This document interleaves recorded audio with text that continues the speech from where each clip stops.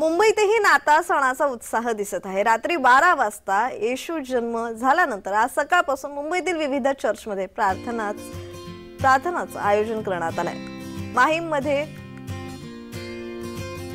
1534 मध्ये सर्वात जुनं चर्च आहे। या ठिकाणी गोवनीज, पोर्तुगीज, दक्षिण भारतीय, हिंदी आणि मराठी भाषेतील प्रार्थना होत असतात। हे या चर्चचं विशेष आहे। परमेश्वर आमचा हृदय जो आहे तो बदलण्यासाठी आलेला आहे आणि प्रत्येकाने आपलं हृदय बदलावं, कारण आजची जी सोशल मीडिया आहे आपल्याला बंदित ठेवतात आणि ते मोडण्यासाठी आणि नाविन्य आमच्यामध्ये उत्पन्न करण्यासाठी आपण त्याचा उपयोग केला पाहिजे, असा एक संदेश आम्ही देऊ इच्छितो।